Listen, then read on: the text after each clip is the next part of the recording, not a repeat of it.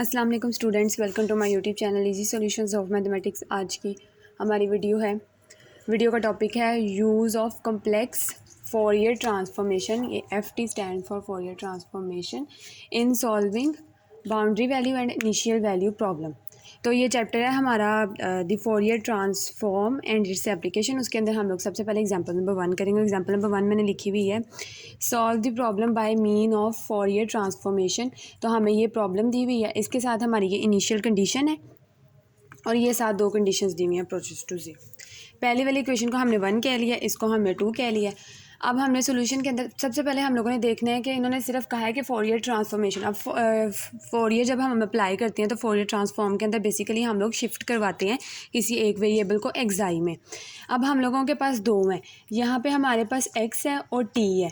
अब हम लोगों ने देखना है कि हम लोगों ने शिफ्ट असल में किसे करवाना है। सबसे पहले हमने ये देखना है, अब जो वेरिएबल जिसकी रेंज -∞ से +∞ तक दी हुई होगी, जैसे ये x है, हमने उसको एक्साई में शिफ्ट करवाना है। तो बेसिकली इस क्वेश्चन में हम लोगों ने x को शिफ्ट करवाना है एक्साई में।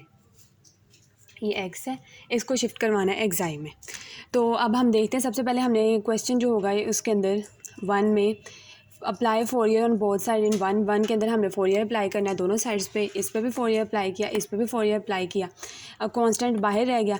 अब ये देखिए हमारे t के ऊपर जो है, जब हम लोग फोरियर अप्लाई करेंगे तो हमारा जो गिवन u है वो u जो है उसमें x है और t है। तो जब हम इसके ऊपर फोरियर अप्लाई करेंगे ना, इसके ऊपर, तो हमारा ये हो जाएगा ग्रेटर u, यानी ये स्मॉल u है ना, तो ये ग्रेटर u हो जाएगा, लार्ज u। तो इसमें x की जगह पे एक्साई आ जाएगा और साथ t हमारा वैसे का वैसे रहेगा, उसको कुछ भी नहीं कहना। तो अब क्योंकि इसके साथ डेरिवेटिव था स्मॉल u के साथ, तो हमारे साथ यहाँ पे भी डेरिवेटिव t आ जाएगा और x की जगह पे एक्साई और साथ t आ जाएगा। यहाँ पे k² वैसे ही रहेगा। जब हमने u(x) पे हम लोगों ने अप्लाई करना है फोरियर, तो हमारे पास एक फार्मूला होता है जो हमने पीछे पढ़ा है, f(n)(x) is equal to iota xi की पावर n एंड f(x)i। अब देखें यहाँ पे हमारे पास f(x) था, तो जब f(x) था तो यहाँ पे ग्रेटर f(x)i हम लोगों ने लिख दिया। अब ये वाला फार्मूला जब हम यहाँ पे अप्लाई करेंगे तो डेरिवेटिव कितने हैं हमारे पास, यहाँ पे u के डेरिवेटिव 2 हैं, 2 डेरिवेटिव हैं। तो हमारे पास एक्साई आयोटा की पावर जो है वो स्क्वायर आएगी और उसके साथ हमारे पास जो होता है यहाँ पे f(x) था तो यहाँ पे ग्रेटर f(x)i आया था, लेकिन हमारे पास यहाँ पे u(x)t है, ये चीज़ है हमारे पास u(x)t है। तो इसके ऊपर जब हम लोग अप्लाई करेंगे तो u जो है वो ग्रेटर u इंटू एक्साई और साथ t वैसे ही आ जाएगा। तो उसके बाद जब हम लोग इसको हम लोग इस तरह भी लिख सकते हैं कि ये पार्शियल डेरिवेटिव ऑफ t है। पार्शियल डेरिवेटिव ही होगा क्योंकि दो वेरिएबल्स के रिस्पेक्ट से डेरिवेटिव लेते हैं तो वो पार्शियल होता है। उसके बाद आयोटा का स्क्वायर करेंगे तो वो -1 होता है, वो बाहर आ जाएगा, k² एक्साई² और ये वैसे ही आ जाएगा u।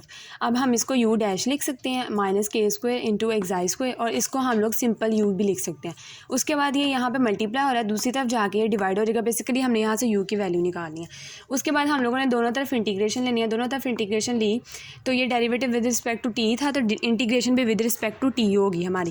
तो यहाँ पे जब हम लोग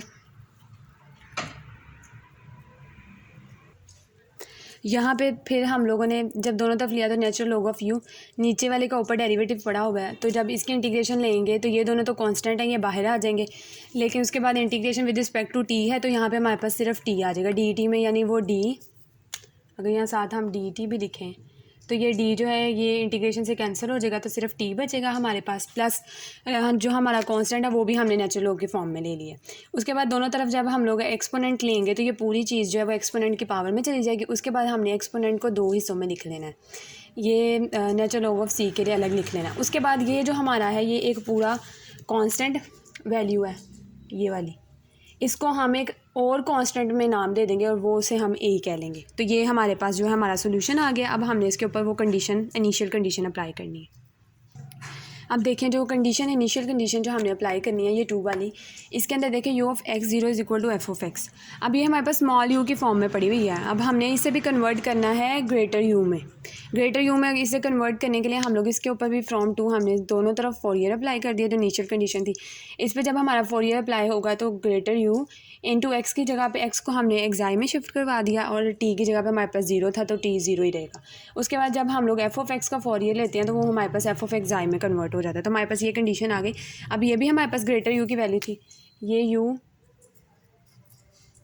ग्रेटर वाला यू है। अब ये है यू ऑफ एग्जाइटी। अब ये यू ऑफ एग्जाइटी है, ये बेसिकली यू ऑफ एग्जाइटी की वैल्यू है। इसके ऊपर हम लोग ये कंडीशन अप्लाई करेंगे। अब ये देखें, अब मैंने इसके ऊपर इनिशियल कंडीशन अप्लाई की है, तो ये यू ऑफ एग्जाइटी था, तो टी की जगह पे हमने ज़ीरो पुट कर दी, टी की जगह पे ज़ीरो आना है। U of xi zero is equal to जहाँ जहाँ पे यहाँ पे टी होगा वहाँ पे ज़ीरो पुट कर देना, यहाँ पे ज़ीरो किया। उसके बाद जब ये ई की पावर ज़ीरो हो जाएगी तो वो वन होता है हमारे पास। तो ये चीज़ हमारे पास एफ ऑफ एग्जाई के इक्वल होती है, तो f of x is equal to a आ गया। तो अब बेसिकली हम लोग जब भी इनिशियल बाउंड्री कंडीशन के वाले क्वेश्चन सॉल्व करते हैं, इनिशियल बाउंड्री कंडीशन वाले, तो उसके अंदर जो हमारे पास सोल्यूशन में कॉन्स्टेंट आता है हमने उसकी वैल्यू निकाल के पुट करनी होती है, तो हमारा वो कंप्लीट सोल्यूशन होता है। अब यहाँ से हमने ए की वैल्यू निकाल दी, अब हमें इसके अंदर ए की वैल्यू पुट कर देंगे। अब हमारा जो है ना, इसके अंदर ए की जगह पे मैंने एफ ऑफ एक्साई की वैल्यू जो है पुट कर दी है, हमारे पास अब आ गया सोल्यूशन। अब ये देखना ये है कि हमारा जो क्वेश्चन है वो गिवन वो स्मॉल यू की फॉर्म में है। ये यू को ना ज़रा लिखते वक्त, ये तो मैंने वाइट बोर्ड पे कर रही हूँ ना, तो जब आप लोग रजिस्टर पर करेंगे आप लोगों ने साइज़ का ख्याल रखना है कि बड़े वाले यू बड़ा लिखना चाहिए और छोटे वाला छोटा। तो अब हमारा स्मॉल यू की फॉर्म में है, तो ये तो हमारा ग्रेटर वाले यू की फॉर्म में आ गया, तो अब हमने इसको स्मॉल यू की फॉर्म में कन्वर्ट करना है। अब ये हमारा जो है स्मॉल यू का फोरियर लिया, तो हमारे पास ये है ना, अगर हम फोरियर इन्वर्स ले लें तो ऑलरेडी जो एफ़ पड़ा हुआ है वो उसके एफ़ इन्वर्स के साथ कैंसिल हो जाएगा, तो हमारे पास जो है वो स्मॉल यू आ जाएगा। तो अब हम इसका इन्वर्स लेंगे। अब हमने इस फंक्शन के दोनों तरफ इन्वर्स अप्लाई कर दिया, दोनों तरफ इन्वर्स ले लिया। उसके बाद जब हम लोग ग्रेटर वाले यू का इन्वर्स लेते हैं ना, तो वो स्मॉल यू दोबारा एक्साई जो है वो एक्स में शिफ्ट हो जाता है। उसके बाद हमने इसके ऊपर जब फोरियर इन्वर्स अप्लाई करना है, तो दो फंक्शन अगर हमारे पास हों एक्साई के, अगर हमारे पास दो फंक्शन हों, उनके ऊपर अगर हम लोग इन्वर्स अप्लाई करें तो वहाँ पे हमारे पास कॉन्वोल्यूशन थ्योरम लग सकता है। मैंने नीचे लिखा है कॉन्वोल्यूशन थ्योरम ये होता है ना हमारे पास, ये वाला, कि दो सिंपल फंक्शन अगर एक्स के हों उसके ऊपर फोरियर अप्लाई करें तो equal to Fourier of xi F of xi और जी ऑफ एक्साई होता है। तो अगर हम ये इन्वर्स को उठा के दूसरी तरफ ले जाएं, तो अगर हमारे पास ये दो एक्साई के फंक्शन हैं, अगर इनके ऊपर इन्वर्स अप्लाई करें तो वो जो सिंपल एक्स के फंक्शन होते हैं ना उनके कॉन्वोल्यूशन के बराबर होता है। तो पहले इन्वर्स इसके ऊपर अप्लाई होना था, कॉन्वोल्यूशन इन्वर्स इसके ऊपर अप्लाई किया। उसके बाद जब हमारा इसका जो हमने कॉन्वोल्यूशन लिया तो हमारे पास एफ ऑफ एक्स होता है, साथ कॉन्वोल्यूशन का साइन मेंशन किया, तो अब हमने इसका इन्वर्स लेना है। तो इसका इन्वर्स के लिए इसका जो फार्मूला होता है हम वो यूज़ करेंगे। अच्छा, अभी हमें फार्मूला पता है एफ इन्वर्स ऑफ, ये फार्मूला हम लोगों ने पढ़ा था पीछे, ये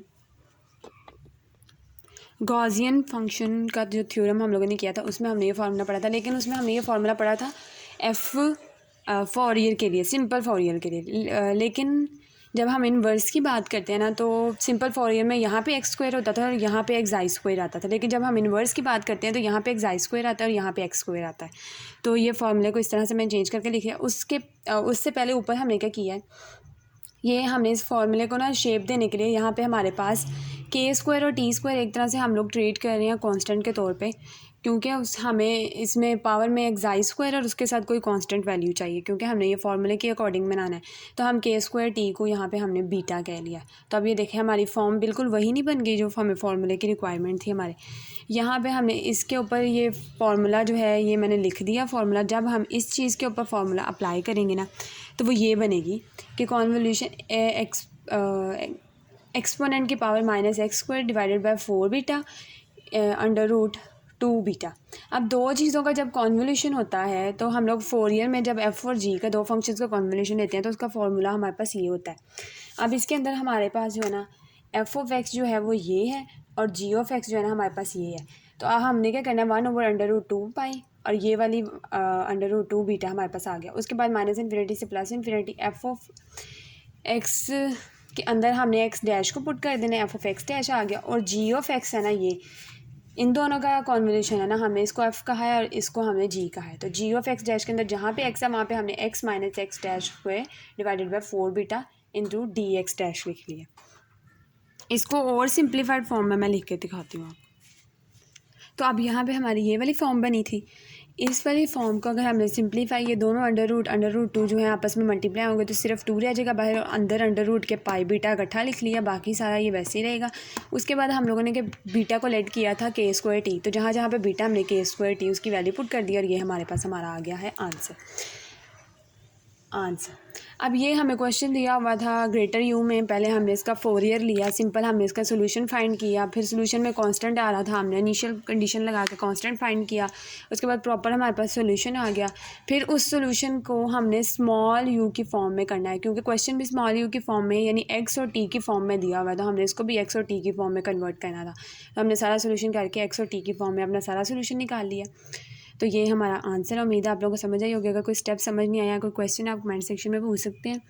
अगर अभी तक आपने मेरा चैनल सब्सक्राइब नहीं किया तो प्लीज़ मेरे चैनल को सब्सक्राइब करें और मेरी वीडियो को लाइक करें और अपने फ्रेंड्स के साथ ज़्यादा से ज़्यादा शेयर करें। Thank you so much.